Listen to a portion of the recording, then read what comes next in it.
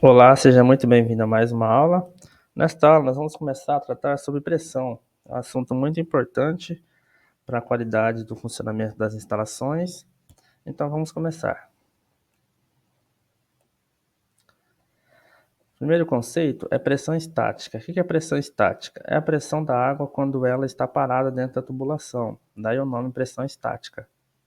A norma 5626 diz que em uma instalação predial, em qualquer ponto, a pressão estática não deve ultrapassar 40 MCA, ou seja, a diferença de altura entre o reservatório superior e o ponto de utilização mais baixo da instalação não deve ser superior a 40 metros. E quando passar de 40 metros? Vamos ver aqui uma solução. Primeiro vamos ver o que é a pressão estática. A pressão estática ela é o desnível. Então aqui a gente tem o reservatório cheio, a lâmina d'água está lá em cima no máximo, que vai ter a torneira de boia controlando.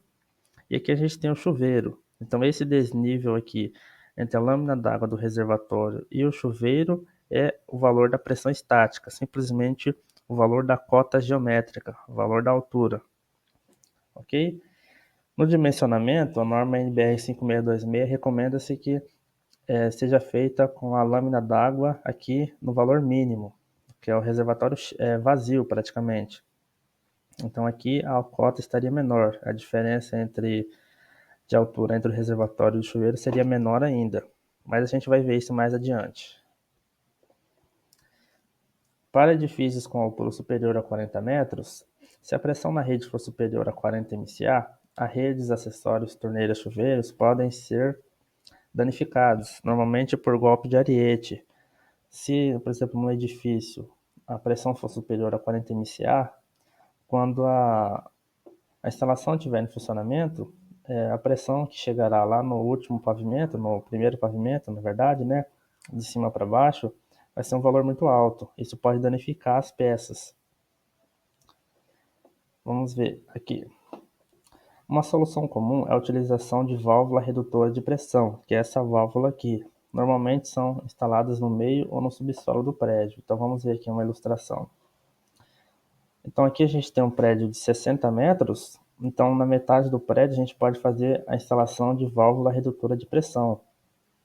Ou a gente também pode instalar no subsolo, tem essas duas soluções.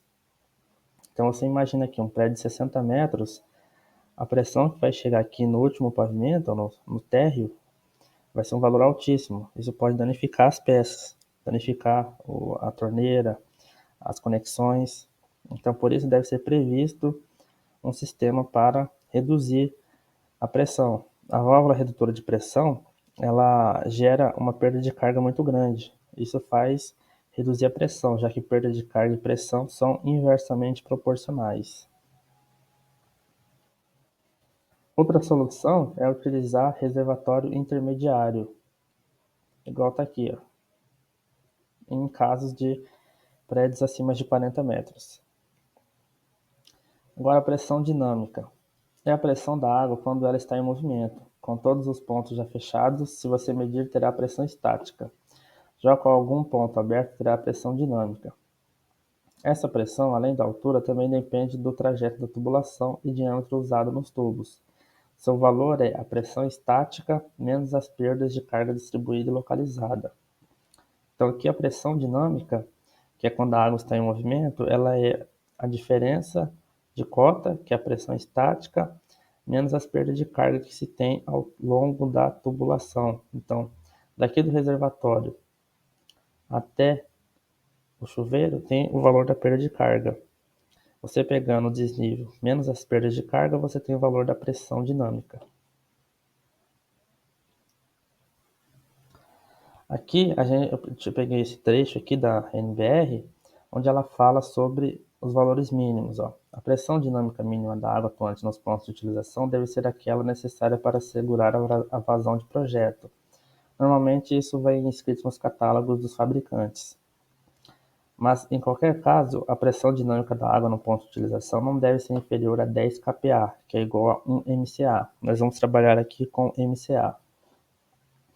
Em qualquer outro ponto da rede de distribuição, a pressão dinâmica da água não deve ser inferior a 5 kPa, a 5 MCA. Então, onde não tiver pontos de utilização, a gente utiliza 0,5 MCA. E onde tiver ponto de utilização, a gente utiliza 1 MCA.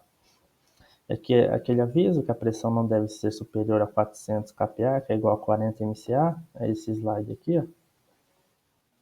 A pressão não deve ser superior a 40 MCA.